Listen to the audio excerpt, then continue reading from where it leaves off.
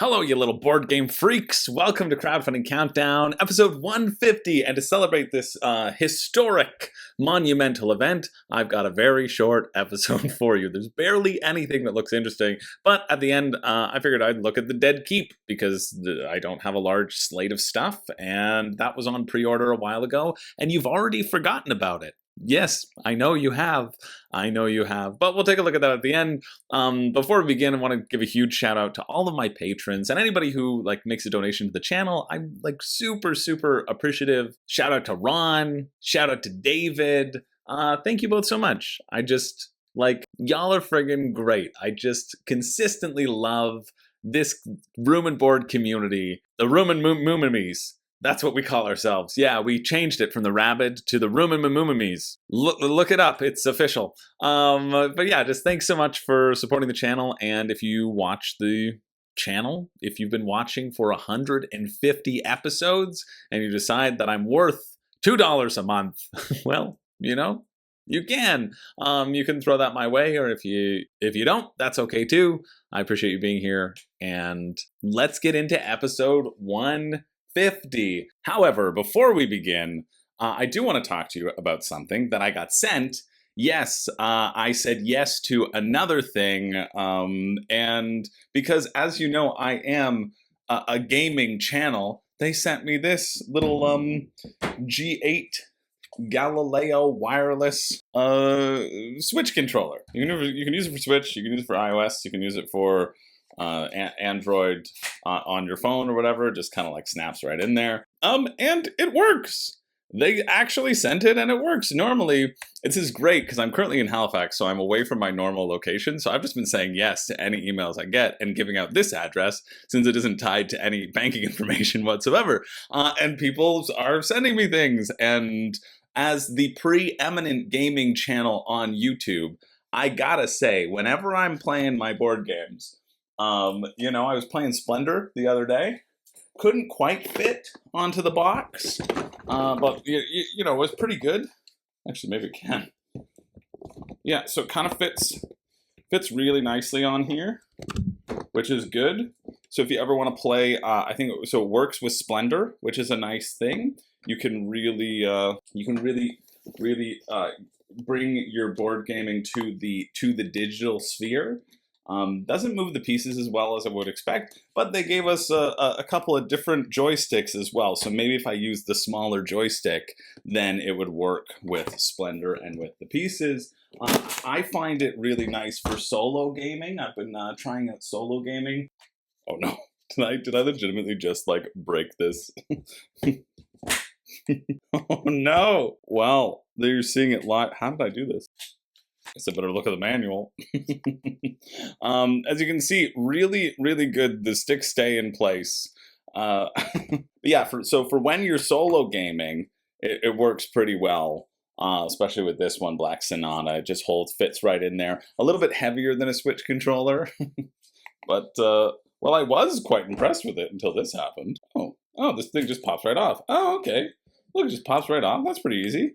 Oh, that's great. And then you can swap in different controllers. Let's put this bad boy on there. It's got a little bit more of a grip. A little grip to help with your Fortnite. Boom, you just slot it right in there. See, it just pops right off. You get it. Let's see if it pops back on. It seems like it pops right back on. And then this just slots in. Oh, and it's kind of magnetized too. Actually, that was actually a very good bonus. A good descriptor of this because it just fits right back in and really easy to swap out those different controllers. I just pried it with my fingers and then it's like it's magnetized. So, actually really surprised that this came in. Comes with a nice charging cord.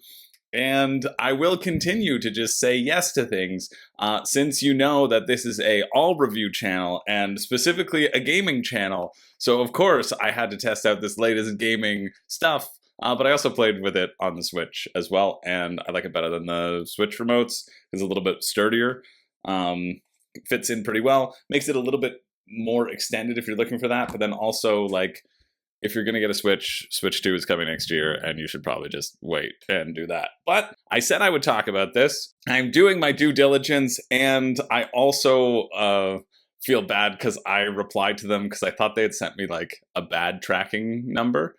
and it looked like it was just an old tracking number. And then it was just user error on my part that it was a tracking number from 2022 for some reason. And then I punched in the actual one and it did show up. They're like, so I sent them a message saying like, hey, you haven't given me the right tracking number. I know you're trying to do a phishing scam on me, you friggin' jerks. Too bad you don't have any real information.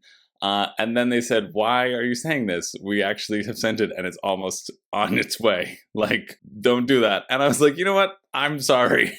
I've been proven wrong. And so I am sorry.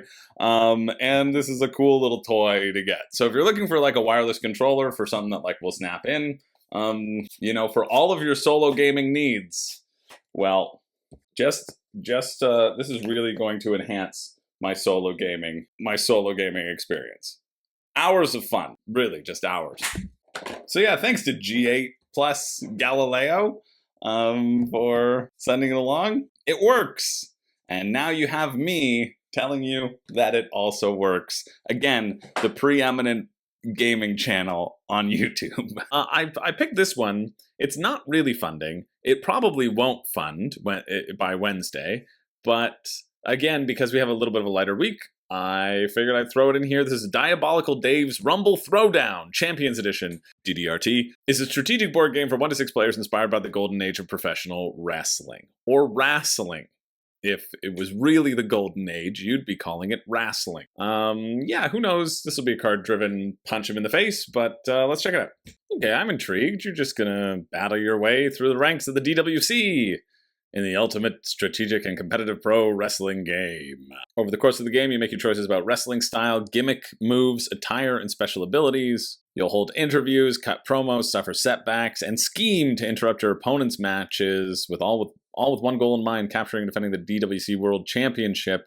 There's also something that's a little bit interesting, is that you're going to be playing as the commentator role as well. Current rulebook doesn't have 2-player and solo, but that's okay. Let's check it out. There's a big game board. You have your own play mat. Oh, this is neat. If you're a face wrestler or if you're a heel wrestler, you win extra stuff if you win a match or if you're disqualified from a match because everybody loves to hate you. I think that's fun. All right, it seems okay. It's very card driven. You're going to have a different sort of move specialty, which gives you a strong move and a weak move. And then you're going to have a bunch of cards in your hand, which will say, hey, this is an aerial attack. If you are an aerial or you're a striker, this is a strike attack. If you're a grappler, this is a grapple attack. And then you'll get points that you will then use to face off against different wrestlers. They'll all have a sort of number that you have to hit, and you want to get there by using your cards and your gear and your special stuff. The heel turn and the popularity turn, I don't see it being as exciting as I really want it to be. It seems like everything gives you popularity when you win, and so if you want to win a match, but I guess you can then lose matches, right? There's potential there. There are a little bit of some random events that you're going to be flipping over. You can go to become the title, which again will make you stronger and stronger to face stronger matches. Again, just sort of up-leveling your stats as you go through the game. Shipping is $12 to the US, plus $5 for additional game. That's pretty good. 21 to the US. How much are you? Oh, I didn't even check the 59, so 82 Canadian, so, you know, plus $21 shipping. It's $110 for this very basic card game. 59 feels like too much for what this is. Maybe that's why it's not getting the traction. I don't know, $9 shipping and 59, 68. If you're in the US, maybe. If you're in Canada, it's like 110, and by no way would I be interested in this. It just seems like and 1 to 3 hours, I worry that it would get a bit stale over the course of that time, but I like it as the theme, and honestly, I'd probably be more interested in playing this game than the other all-time wrestling that people were giving good reviews and whatever, so the theme sort of draws me in a little bit stronger here in terms of a wrestling game and getting to interact with against different wrestlers. So there you go. Check it out. The finish is Wednesday. I mean, it's not going to fund. It won't fund. But if you are interested, well, support it. And then when they relaunch, maybe you'll have a chance to get it. Okay, we're moving on to Sleeve Kings, Season 5 Sleeve Kings in 49 standard, 8 premium, and 9 perfect fit premium sizes. You know, I was playing a very moist copy of Dune Imperium, my copy of Dune Imperium. Now you know that it's very moist. No, it was a very moist day inside my place. The humidity was hot, and the shuffling was hot, and I thought, you know what? I finally see why people sleeve cards. Depending upon where you play, it was really not desirable to shuffle the cards, and I hated having a card-driven game when it was so moist out. So if you are filled with moistness, depending upon where you live, some certain parts of Georgia I know are very moist. Maybe you want some Sleeve Kings. Any 100 packs and a free playmat and US friendly local shipping, US split shipping. That seems, I don't know, $2 a pack? $2 Canadian a pack, that's not bad. I think that feels decent. What did it convert from? So $1.60 a pack if you buy in bulk. Maybe that's a nice little thing. I mean, that's only pledged 57 times. So what are people pledging for? What's the number one? It's all kind of spread out between 90 and 60 between the different options. 51, 94. Oh, you get any 103 packs with no mat. And forget the playmat. Our best value, you get 3 packs and no playmat. That certainly doesn't seem like a best value to me. Seems like this one would be the better value. Oh, this one's our best value. Wait, there's 2 best values? And there's a surcharge of 35 cents for large, 70 cents for extra large, and $1 for double XL sleeves. So even if you are getting this and you're like, yeah, I paid $225 for sleeves, I want them all being large, please. They'll say, okay, now pay us an additional $70. That's what it'll be. So, I don't know, but if you love Sleeve Kings, drop it in the comments, because some people might appreciate that. And if you don't love Sleeve Kings, we'll drop what your favorite sleeves are so that everybody knows to go with that instead. You're their hero. You will be their hero from now until the end of time. It was you. It's always been you. We're moving on to Jurassic Feud, the standalone spin-off of the award-winning Catapult Feud, Build, Aim, Destroy. I'm pretty sure it's just the same game as Catapult Feud, but with a little T-Rex that's got a catapult on the back of it. So let's see what this one's all about. I know you can't see him here, but Artie's joined me. He's finally settled. Good boy. Oh, sorry, you can't see the games anymore. It's an Artie cam now. There we go. We got a mini Artie cam. We'll keep it like that. Well, of course, this is going to be an amazing game. Number 1, build your fort. 2, tame your dino. There's going to be no real taming process. It'll just be take one. And then knock down your opponents. I mean, this Pangea version, which gives you essentially the crossbow, is going to be the most lethal weapon. Because in this one, you get 2 T-Rex and 5 miniatures. You want to knock all the opponents off. Smash the bricks. Yeah, fantastic. And the all-in, you even get this Hydra expansion and a Volcano expansion and a Vikings expansion. It's just how much do you really want to spend? Oh, you could just get a pack of 4 dinos, 2 T-Rex and 2 Triceratops for $40, $10 each for these launchers. If you already have catapults, that's kind of nice. Otherwise, you can get it for $60 or 83 Canadian. I get it. They're big plastic pieces. They're big old toys. That's going to cost you a lot. Or the Kickstarter edition, which is both, which they should call the all-in edition, but oh no, that's Kickstarter edition, and then there's the all-in, I see. For $85, so $25 extra to get this dino. That's how you price it. That's why you have 10 backers there and 526 backers there. It's 117 Canadian, or you can go the all-in, which all the toys you could ever want to smash each other in the face for $180, $248 Canadian. I mean, I love that there's a rule book here. The rules are set up the game, smash each other in the face. That's it. Assemble the weapon. But thrilled that the rulebook is there. And then how much is shipping? The Hive Pledge Manager, shipping cost $25 to the US, $28 to Canada, $16 to Germany and Austria. All right, good job. EU, $20. I mean, you know what? If I had children, I would play this with them every day. Or sorry, if all of my children knew I existed, I would play this with them every day. But luckily they don't. So I don't have to. However, it's going to be a fantastic time. You're throwing balls at each other. It's fantastic. I played a game like this when I was a kid, and I loved it. It's called Siege, or Crossbows and Catapults, and this is just like the modern implementation of that. It's fantastic. So if you are interested in that, that will finish at Wednesday, August 14th at 8 p.m. I'm glad it's hit its goal. Look at that. They're based out of Halifax. I should call them up if I had 1 single second to spare. Moving along, this is just something that I have supported in the past that I thought was kind of cool, and I want to highlight it again. This is AbCon, the yearly African Board Games Convention. They're returning for the 8th time in 2024. I think they brought Eric Lang down last year, or were trying to do that. Oh, cool. This is, if they get the 20,000 US stretch goal, they're going to host free gaming events in 5 university campuses. That's sweet. And they're really trying to make this a 2-day convention. Right now it's a 1-day convention. And you know what's better than 1 day of gaming? 7 days of gaming. But until then, it's 2 days of gaming. Or 1 year of gaming. Or the rest of your life gaming. That's what I want.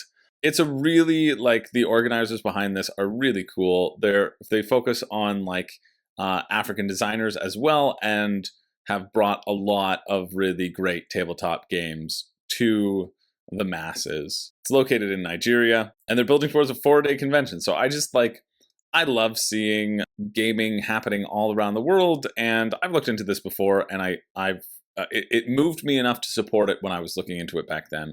So I figured I'd highlight it because it is a known thing to me, and I love people board gaming. If you have a couple extra bucks to spare and you want to throw them to AbCon and give yourself a feel-good moment for the day, you can do that.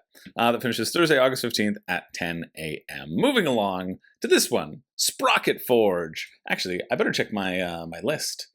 My list of things that I can't talk about, because I know there's a couple this week, which makes it even shorter. But I don't think Sprocketforge is one of them. I think we're good. This is a game about planning and efficiency. Buy gears, produce mana, and complete orders to become the gnome with the most renown.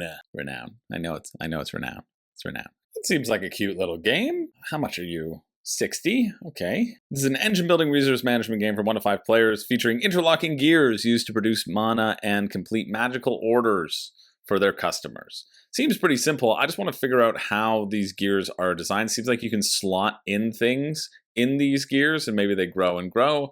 And when they turn, you can get the thing that's at the bottom. That's what it looked like in the video. But this is why I like rulebooks. And it has a follow action, which of course, as you know, I love. And if you didn't know, well, I love to follow. I'm a follower. On your turn, you produce to gain mana from your factory. You can plan to get more orders to complete, these are like objectives, or petition to gain special abilities from noble house. And then you're just completing orders. Oh, we can see we're going to get a seal. We're going to place something on top of on top of the gears to enchant them. Cool. At the end of your turn, your gears always rotate 1 sector.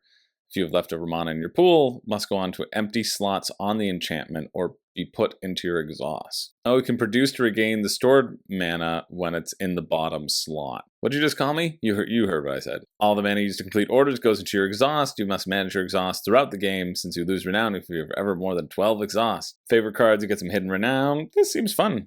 Just a simple little engine building game with some gears. They heard me talking about Solkin. JRR Solkin. Or for $100 you get some resin. Ooh la la. Or metal gears. Just rip them out of a car. Nobody will notice. Rulebook. Let me see the prototype rulebook. Yeah.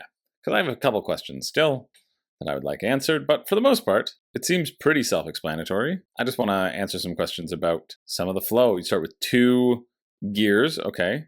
And you have to produce more to produce more. I see you can put a seal in the center. That's what I want to know about. Placed in the center of an enchantment, seals provide extra production icons. Oh, so that's how you can have excess mana that would go away. Yeah, very simple. What it costs is down there. The rewards are up top. Game ends after a player has 30 renown, so it's a race. Ooh, I like this. I like this as a follow action. Each player may gain 1 mana of any type or rotate their gears 1 sector. So that's how you can speed ahead until it's at the prime producing location, until you've developed an engine where you're always constantly producing. Great. You have to keep on getting order cards and removing mana cubes. Follow action, you can draw random order, remove mana from the deck, or rotate your gears 1 sector, so you can always be rotating your gears. Great. That's fun. Yeah, follow action for petition or rotate their gears 1 section. Cool. Really like that. Okay, cool. There's once per turn you can disenchant a gear, so you remove all mana stored on the gear's enchantment pile to your mana pool, then resolve the active sector of the enchantment and the attached seal tile, and then remove the enchantment and any seal. So basically that the little disc, the little circle that's around your gear, you can remove it, and it says as a tip, you can disenchant a gear when you know that you're going to be getting another gear, so that you can then just flow together, especially if you already have 5. Neat. I like that there's that idea of cycle. Yeah, this seems like quite nice, quite simple. I want to see components. There's 30 enchantments, so it's all different things. You're not always going to have mana on them, but you can use the extra ones as a sort of storage place in case you have excess, so it doesn't have to go in the garbage. Yeah, I like that. That seems fun. Nope. Yeah, okay, it's above here. Shipping, base game to the US, $18, $24 to Canada. So again, this is like $100 game for me. That is a standard engine building game that I would want to pay $60 for, you know? But again, it's tough in this climate and with economy of scale. I understand it's a smaller game company and they just want to create some stuff. I think it does look pretty neat, if a bit expensive, but that's always the case for me. You never have to spend money on this channel. That finishes Thursday, August 15th at 5 p.m. Moving along, we've got Yonder, which is a fantasy worker placement game from Hacken Holgarder. Wow, there you go. Designer and illustrator of Villagers, Streets, and Moon. Oh, okay, cool. So a new one, new fantasy worker placement game. Cool, I'm excited about this. It's raised a bunch of money. Let's see what it's all about. Well, I quite like the proposed asymmetry of workers, that ogres get twice where they go to. Goblins, when you draft them, you get 2 additional workers. The elves can claim spaces that other people have claimed. That's very fun. The skeletons don't need to eat. The dwarves get discounts on building and training. I really like variable worker placement. Then you're going to be constructing buildings you need to prosper or dispatch your workers to other players' settlements, trading your workforce for use of their facilities. Trading their workforce. So I feel like there's a bit of a keyflower situation going on here because they'll just, you'll probably get to take back anything that's on your buildings. Won't you, Artie? Yeah. Who do you like the best? The skeletons? Probably the goblins. Probably the little goblins. A buildings generate food and resources. B buildings help you build an engine to trade and convert things. C buildings just give you endgame points. And then you can meet with a steady stream of envoys, each of whom offer lucrative contracts that last the entire game. Cash in on as many as you can while trying to avoid unsustainable commitments. So you turn things into things, but if you agree to do that once, they're like, you have to do this forever. That is the binding contract in Fantasyland. Oh, Artie. You didn't like it up there? Now you're just being a camera hog. This is good for everybody.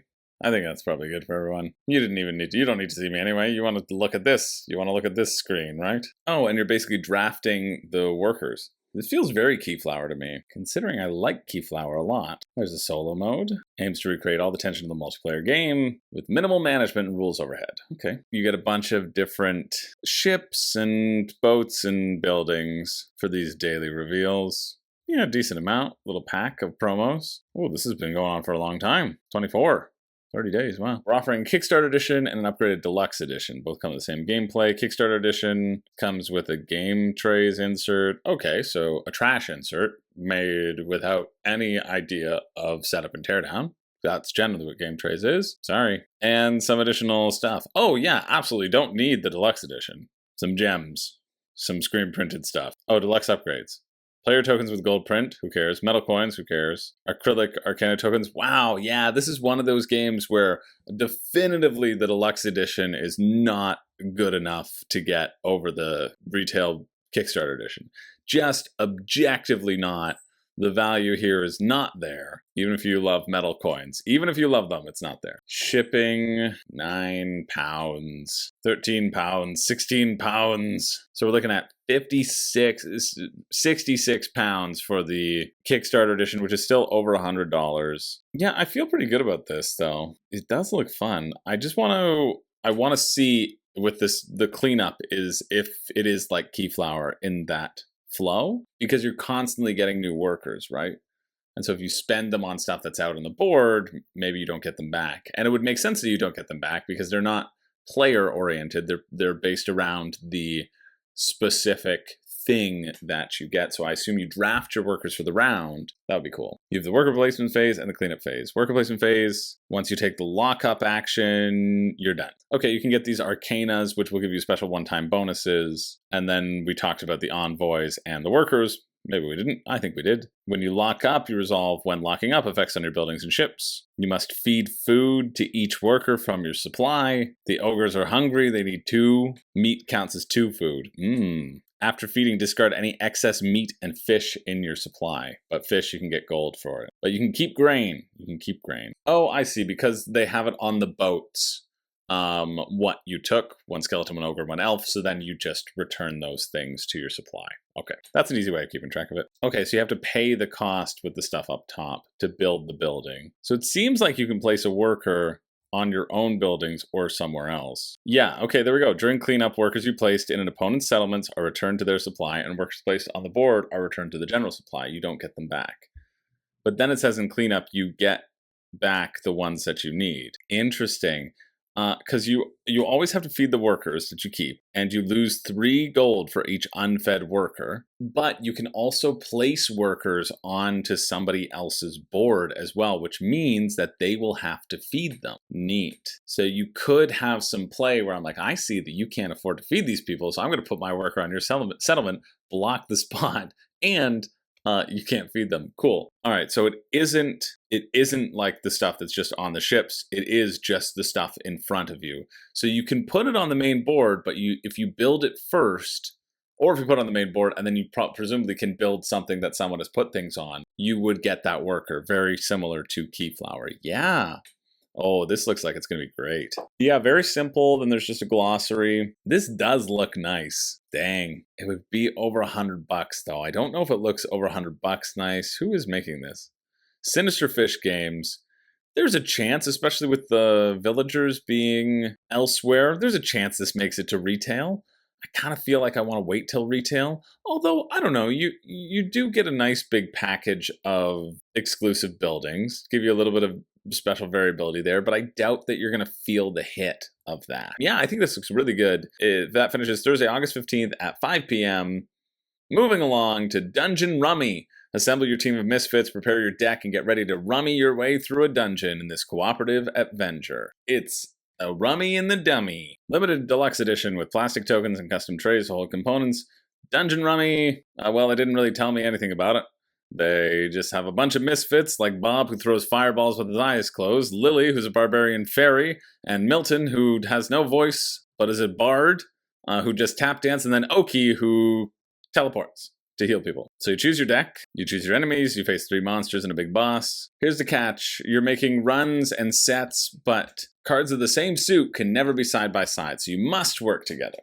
Each player can only have 1 active meld, so 1 thing in front of them, but you can add cards to anyone's meld and even move cards from 1 active meld to another. The longer the meld, the bigger the hit. How many cards do you draw? Seems like you draw 7 cards. And then you can add cards to anybody's stuff. You get a playable deck, you get a bunch of trays. I don't think you need to do this at this price. $30, and then there's going to be shipping and taxes. 20 to 22, so it's like $50 for a Rummy card game. Or you can get the Misfit pack with more Misfits. And where's the rule book? Like, I want to know how many cards you draw. I want to know the upkeep, but I guess it's pretty simple. And it's just a simple card game, or presumably it's just a simple card game. If there's no rules, this is very disappointing. I don't see much value here for the $20 in shipping that it'll cost you at the minimum. So it's like $50, so it's like $70 for Rummy, these different decks that presumably have a different makeup of cards. You want to make sets, you want to go back and forth. It's like Rummy with the crew, just trying to chain things together to hit and not take that much damage. It doesn't really blow me away at all, but if it does to you, let me know why. And that finishes Thursday, August 15th at 8 p.m. Moving along, we've got Dungeon Degenerates, the expansioning. Wow, this has raised a lot. 3 new expansion boxes for use with Dungeon Degenerates Hand of Doom. I think I've seen this art style before, and I think you're just like moving along like a 1 track.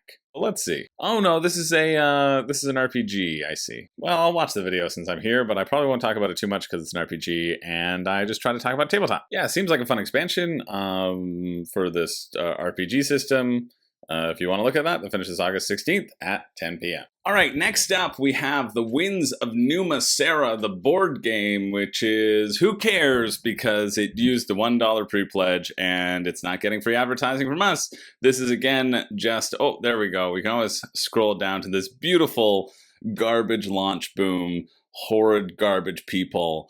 Allegedly, I heard that everybody who works at Launch Boom, and this is alleged, this isn't libel, it's alleged, everybody who works at Launch Boom has at one point punched a puppy cat, or small child. Maybe all three if you want to get into an executive position. Now, this is still alleged. I heard this somewhere. I'm not sure where. So haven't checked the validity of it myself. I want to be clear about that. But fairly certain that allegedly to work at Launch Boom or to associate with Launch Boom, you have to be an abuser, is all I'm saying. That's what I've heard. Allegedly, that is what I have heard. So we're not covering wins in Numa, Sera, and if you want to continue to vote with your wallet, do that and don't back it. Moving along, we're going to look at this. This is Beast Hunt. Set off with your friends or foes on a valiant tabletop quest to defeat the King of Beasts. Who will reign supreme? I think this is a tabletop game. Choose your champion. Start the game by choosing a champion who will lead your party.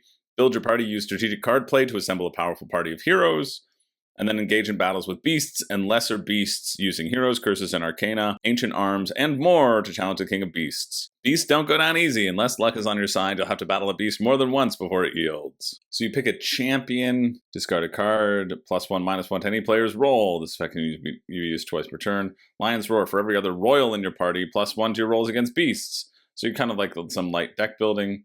Each unique playstyle, yeah, sure. There's a timer in there where if you reveal 3 malevolent shards, then the countdown will appear. And you must kill the King of Beasts before the countdown ends, because there ain't no one on his level of malevolence. Meet the requirements to battle them and roll the required amount to defeat. So you just want to get a bunch of cards that have different symbols on them so that it adds +1 to your rolls, and then you can just mow through the beast. A little bit of an action efficiency. If you defeat a lesser beast, you get to keep on playing. I think I need a bit of a rule book because I don't even know what the contents are. All right, base edition, $40. You get all those cards. And some dice. 2 dice, 5 tokens, 3 giant beasts. Ooh. I am losing hope that there will be a rulebook here. I'm losing hope that there will be anything that tells us how the game's actually played. There isn't, and there also isn't shipping around the timeline. So maybe they're shipping on this.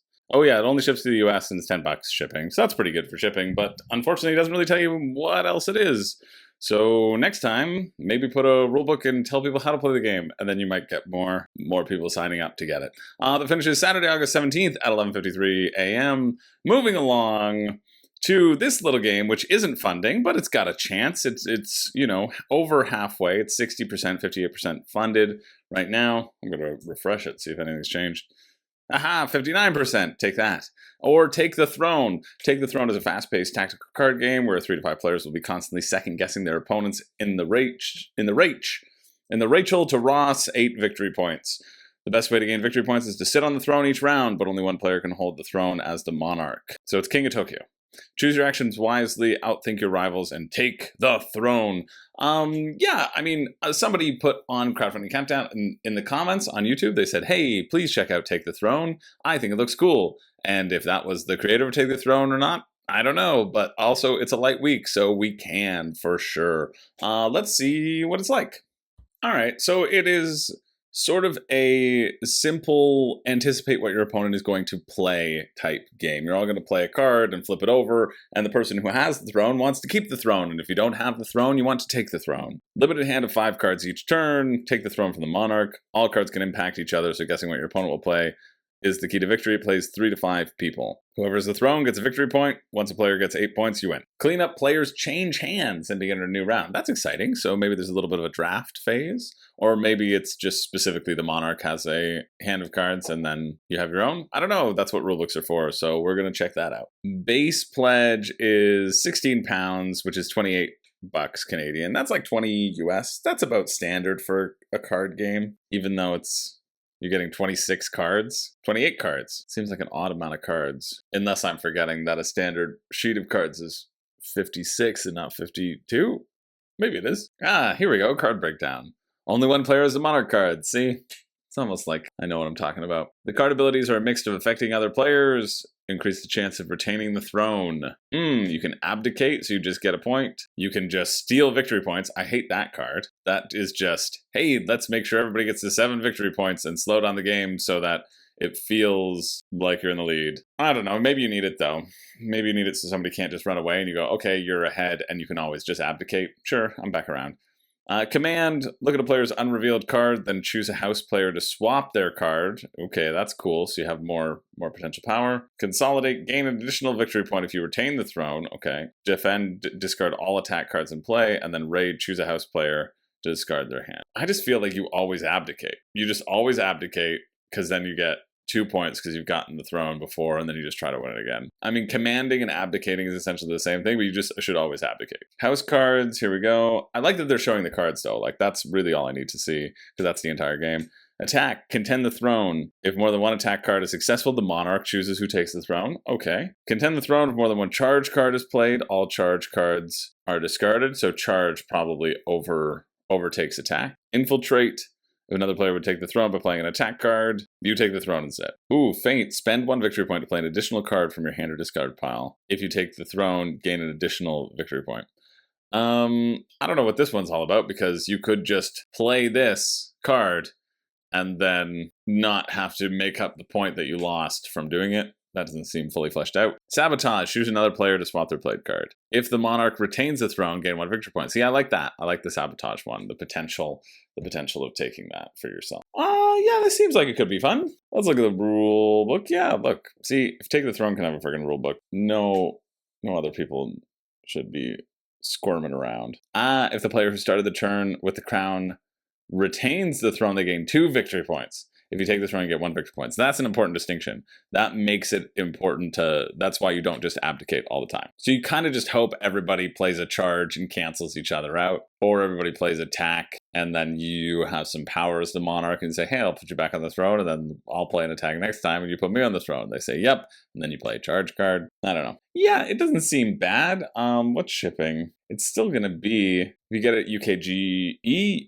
there's no shipping, which is lovely. Canada is $21 shipping, right? US is $19 shipping. It feels like you only want to get this if you're in the UK, and this type of game is your jam. There's no way I'm paying $50 for this game. There isn't. But I like that they give you the roles and the rules, because you could print this out yourself and see if you like it, and then choose to support this. I just feel like, for such a small box, it's a shame that shipping is so high, but shipping is so high in general. For $50, like, you got to think about this being a $50 game, though, right? When you're factoring it in, or at least I do, because that's what the shipping is. And so for me, this is absolutely a no-go, but hey, I don't mind highlighting it, because I think it's not too bad. So that finishes on the 20th at 3 p.m. Moving along to one that I'm actually very excited about. Oh man, this hasn't raised anything at all. Come on. Food for Thought, a game about food and choices, a worker placement board game designed by a dietitian, by my mom. Well, no, my mom's a dietitian, but yeah. Cook, dine, and exercise. Whoever best manages their body's needs will win. Do that while sitting around the table and never moving in real life, but doing it now. That's how I feel sometimes. I'm like, man, I really should exercise. But now that I have a game that says I'm exercising, I can just think that I'm exercising and I don't have to worry about it. This seems great. This is a reskin of another game called something Food and Consequences. Consumption, Food and Choices. They reviewed and refreshed the original game, includes an all original expansion content. And this was mentioned as in the top 10 worker placement games. I think it's a worker placement. Yeah, that's why it says a worker placement game. The words that I said out of my mouth hole, that's the one, was on the list for somebody in the Room and Board Discord. And so because of that, I automatically am interested in it. So I'm going to look at it and I'm going to see if this person is a dumb idiot baby, probably, or if it's a fun game. I mean, between this and Voidfall, you should get this, I'd say. Double-sided player boards, standard, and then alternate diet boards. Sweet. Play some billiards for your health. Of course, play some water skiing for your health. Play some Spicify aerobics for your health. Oh, dang. I thought it was going to just be 66 Canadian, but you can get it without the wooden tokens for 48 Canadian or 34 US. That's great. And they don't give you the 6. I mean, give the 6 promo cards. Just do it for this little retail version. How do you play? A worker placement strategy game. You select an action to take. These actions include taking new recipe cards, or cooking these recipes with food in your kitchen, taking new activities from the board, or working out with those activities, shopping to add food to their kitchens, visiting the farmer's market in order to find that next perfect ingredient or sweet treat. I mean, if you want me to be interested in the game, just make sure it has a sweet treat. Eating out, snacking, and so on. Entire time players are juggling what they eat, add to their body, and what they take out of it by exercising. Read the draft rulebook, yes please. Yum yum. This is a better title though. Food for thought instead of consumption. Die from consumption. Food and consequences. It's a little bit less horrible, we should say. Horrible. Cool, so you're completing recipes, you'll get abilities, and then you'll score the recipes for points. You can also place food tokens on these activities to flip over for points, because you have to, fuel your body. Cool, there's an expiration date on it. That's very Abomination. Abomination, food and consequences. Oh, there's the body. If you eat too much of one food, you'll get heartburn and then have a heart attack and die. But don't worry, you can eat a lot of fruit and vegetables, that's fine. It's just the dairy and the fats and the oils and the sugars and the alcohol. But you want to have a little bit of alcohol because of the blue zone, right? Yeah, if you only have one nut or seed, -1 point, -3 point. If you only ate one nut in your life, you found out you were allergic, it doesn't matter, -3 points. Cool, so you're trying to thread the needle here of what you can get. At the start of each round, you select an assistant. So basically this is a one-time ability for the round. Then you take action. You can grocery shop. Oh, cool, okay. You roll the dice and that just indicates what's on sale. I like this, this looks good. I like too balancing the sorts of recipes that you wanna make, and you don't wanna go too heavy on the recipes, but I'm sure that there's gonna be a balance of, okay, this one has a lot of sugar in it. It might be worth a lot of points, a lot of happiness points, but it's got a lot of sugar, and if you already had a bunch of sugar beforehand, can you afford to have that sugar as well, or are you going to lose points? I really like this. Thematically, this looks good. There are only 2 options to dine out. I agree, there should only be one, pizza, but I guess we can also have a Chinese buffet. When a player dines out at the Pizza to Go space, you take all the available food tokens from the pizza brochure and you place them in your body. And you can move to another action, so you have an extra action. Wow, that is the benefit of eating pizza. Yes, you should always eat pizza every day. It doesn't matter what's on the pizza, just stuff it in there and then figure out your meal and your balancing of your diet elsewhere. You must have the pizza. Or at the Chinese buffet, you can take one or the other. Sweet, you can always have a little snack, and then you can always cook recipes, take recipes, or cook recipes. And then you can complete your recipes, which are your objective. Same with the activities in the working out space. This looks really good. This is really nice. What's shipping like? What has changed since conception? I'm interested. Some minor changing wording of recipe cards. Farmer's Market has been reworked to make each market stand feel more unique. Cool. Food tokens have been changed from rectangles to circles. A much better shape. Much better representative of my belly. Game is now in a standard size square box, and the game board, player boards have changed dimensions. Oh, sweet. Great. Yeah, you don't need these. It's just some yoga cards. That's it. You can do yoga. Delivery fees, let's see. USA, 15 Australian, 10? Yeah, 10 to US, that's good. Canada, 23 Canadian. So to get this to my door, it would be like 72. I mean, that's pretty good. Of course, you could get it with all the wood pieces, but even with that, it would be 89. 89 to Canada. Save a couple Australian bucks if you get 2 copies, which no one has been interested in. Hey, Renee. What do you think about this game? This is a game called, it used to be called Consumption, Food and Choices. It's now called... Glutton? It's not called Glutton. It's called Food for Thought. Gluttony is a sin? It's don't eat too much sugar, you'll die. That's what it's called. It's a worker placement game. Food Shamey McGee. Yeah, it's called Food Shaming the Board Game. Yeah, well, I thought you might like this. It's a worker placement game. You're collecting food from the grocery store. You roll some dice to see what's on sale. You get one of these action cards as a bonus, like a personal assistant to help you out, kitchen assistant, a fitness coach, executive chef, whatever. And then you want to make recipes, and then whatever recipes you make, like that's a beef stew that you're making, you put all those tokens in there. You get 7 victory points for making that delicious beef stew. Absolutely not. No? No. Or you can eat an apple and then have the energy to go play badminton. Babe, this game is just chores. And then you eat the food and it goes into your body, and you want to have the most balanced diet. No, this is just chores. I have this on my to-do list. I can't even get to that. I'm not going to play. I thought you might like it. I mean, you are a nutritionist. Yeah, it's work and chores. That's true. It was designed by a registered dietitian. Kind of Does fun. it teach you about health?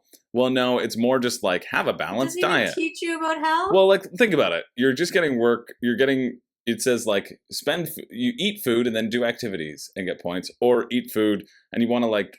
What I think is exciting and interesting is that you have this board. Let me tell you something about. Do you know when sim games are fun? Yeah, when you get 4 fats or oils, then you get 5 points. You want to have a balanced diet. Chores and you don't even get to eat anything fun. You're making stew. Well, it's You're not not even making like cake. It's not all stew, I assume. This is like Well, that's why I check. Mundane monotony. My life Monday. The board game.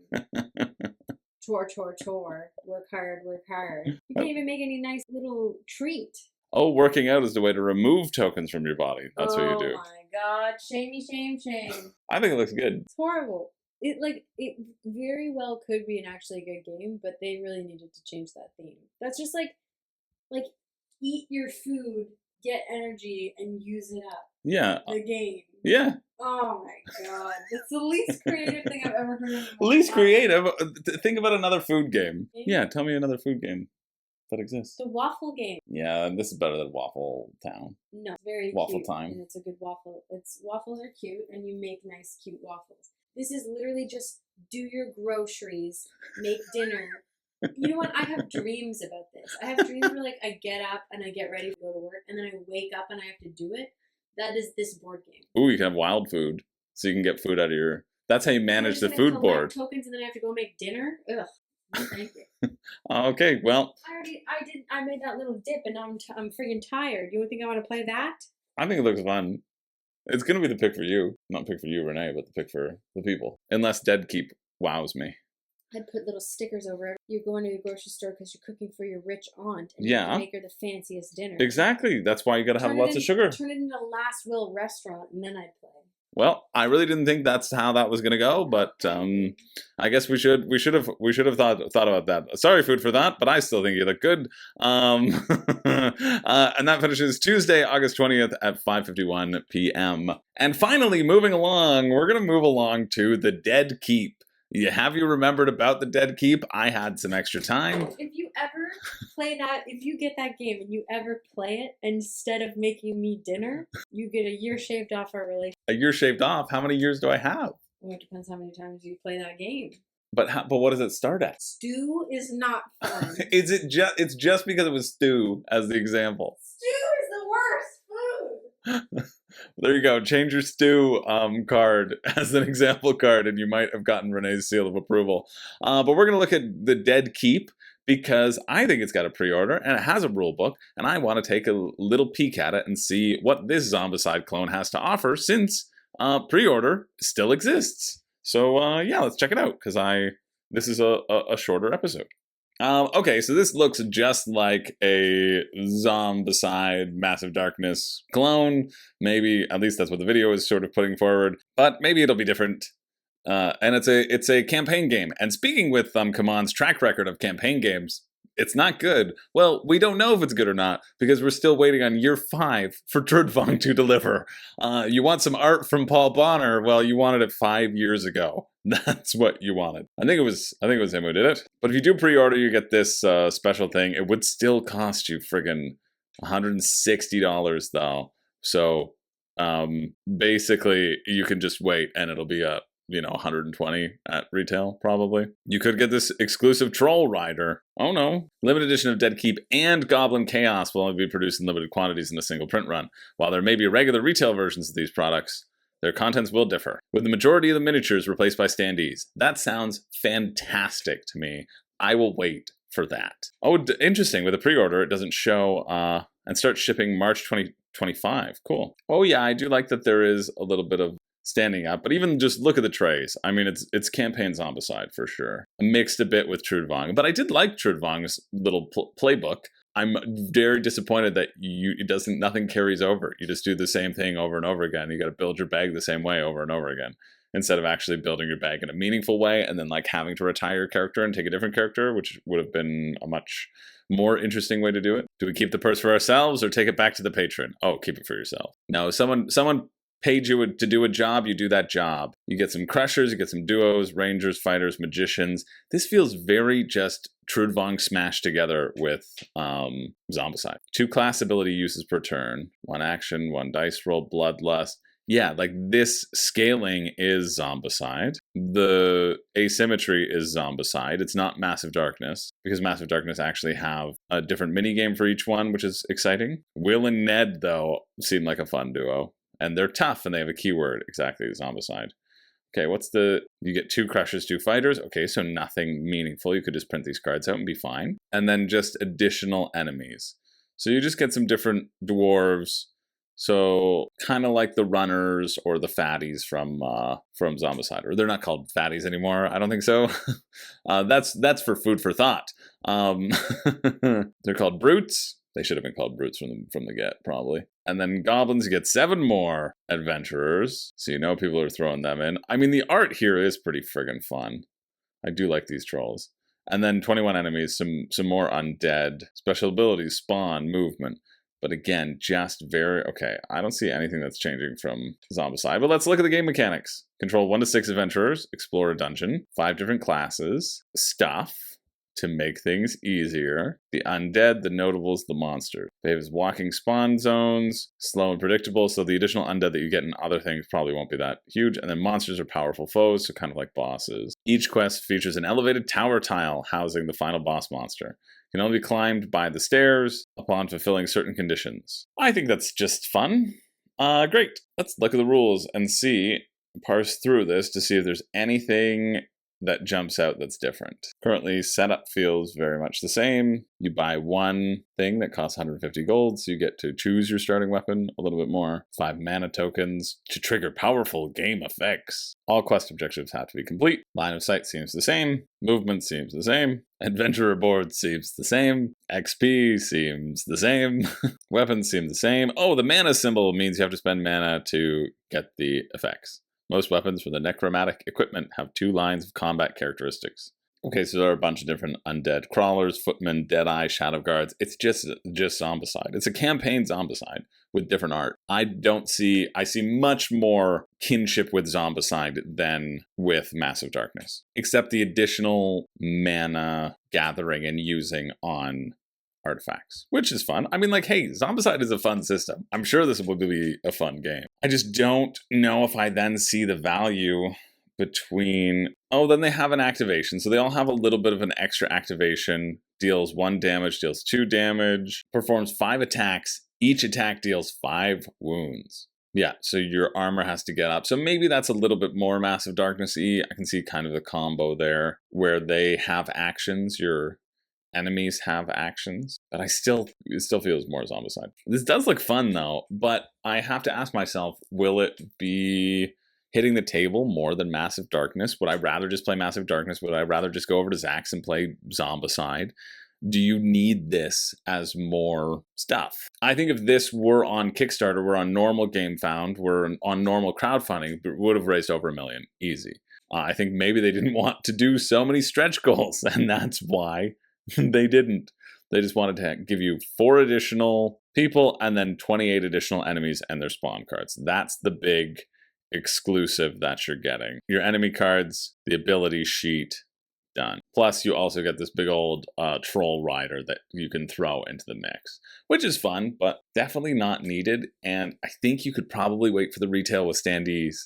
I think that would be okay. Or you can go to ultra red mode, which is you just cycle back and you can get more skills, unlock more skills. So you can get that super pump going on. I really was looking for anything to do with the actual campaign behind it.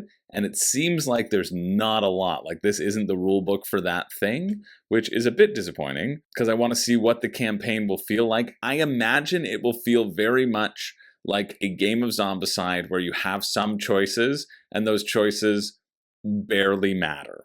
I don't see you being able to level up between campaigns. I think you reset. And I think putting this forward as a campaign game is probably the wrong thing. My bet would be that it would be a scenario-based game because there's no section in the rulebook, or at least the one that I just saw, that tells us about how you do level up. You know, like if you level up, why is there a difference between campaigns? As campaigns go on, you want to feel that progression. And I see nothing in the progression because you're constantly going to be getting XP as you go through each scenario. So I feel like Zombicide and like Massive Darkness have a booklet filled with 10 scenarios. I bet this will have that. And they'll say, no, it's a campaign game because you make choices this or that, and that decides which scenario path maybe you can take. That would be my best guess. I still think this will be fun. For sure it'll be fun. I don't think the pre-order exclusives are worth the additional cost. If this really is going to have an MSRP of $200, I don't think so. I think it'll probably get down to that $80 mark. The heroes will still be their minis. The bosses, the other stuff will be standees. And I would be more than happy to get it for that instead of $225 Canadian. But if you're interested in that, well, it's a pre-order, so it's always on until I guess they ship. It does look fun. If you like Zombicide, for sure, check it out or give it a revisit, or don't because you forgot about it or you didn't hear about it. Or like if you did hear about it and then you forgot about it, you don't need to really worry. But if you're interested in that, again, that's a pre-order, so do what you want. That's it. That is it for the week. Now, every week I do a pick for me and a pick for you, the pick for me being the thing that I'm personally the most interested in mechanically, and the pick for you being the thing I think that if you get, you would enjoy. And I have those locked in, but we are going to do a little grunt down before that happens. For those of you who skip to the end, well, thanks for watching an ad or two. I probably earned 0.01 cents thanks to you. You're the real ones. Let's check it out. Let's start off. I mean, yeah, no. RPG. Nope, absolutely not. No. Meh. Yeah. And a pretty nice all-around week, I think. I think it was a pretty fun one. I was surprised by what I saw. All the games seemed nice, but I do have a definite pick for me. And the pick for me is going to be Yonder. I think this one looks really fun. It gives me major Keyflower vibes, and I think it will be a really good time. This is one that if you're interested in, this Kickstarter edition is way better than the deluxe edition, I think. I don't think the deluxe gives you as much as what you want. Like, you're still going to get all those wood pieces, and that's going to be the draw here. I think the flow of the workers is going to be pretty exciting. So yeah, I'm stoked about Yonder. And who cares what Renee says? The pick for you is food for thought. I think this looks really good too. If Renee had been interested in it in the theme, I would have bought this game. Like, that was my test. I thought it's a really reasonable price for this retail edition, even with the expensive shipping. I have it as a good recommendation from somebody whose taste, well, no, I don't trust at all, but, you know, just horrid taste. But on this one, you know, there's always the exception to that rule. Yeah, I think this looks good. Like, through the rule book, I really like what is going on there. So really stoked. On another week, Sprocketforge might have hit a pick for something, but it's not. Like, Food for Thought and Yonder feel quite good. So that's it. That's it for the week. I might this week, or I'm thinking about doing this, just because I think it would be fun to look back, and I think a couple of people have requested it. I might go back in time to like the first crowdfunding countdowns and take a look. Yeah, I think that might be fun going back in time just so I can see how right I am and how wrong I was not. Just going back and seeing like where are they now, the pick for me, pick for you, seeing and people can chime in if they got them, if they're enjoying them, and I think that might be a fun little retrospective. So I might do that this week as a couple videos and start that, and let me know what you think. Let me know if you think that would be an interesting thing or not to do. Probably a shorter week, but then we had Food for Thought, so I don't know, because that felt like agony. That felt like years off my life. Anyway, that's it. That's it for the week. Thanks for being here. 150 episodes of Crowdfunding Countdown down the drain. Where did the time go? Seriously, where did the time go? Oh, God. I hope you're having a wonderful day. Let me know the best thing that you backed in 150 episodes of Crowdfunding Countdown. And let me know when I was horribly, horribly wrong, so that if I do the retrospective, I can have that feedback to say. Thanks for being here. I appreciate you all. My name is Chris George. I don't have a catchphrase, but I can guarantee that there will be episode 151. And then it'll be canceled. Then we're canceling it. Then we're canceling. No, I'm just kidding. I'll see you later.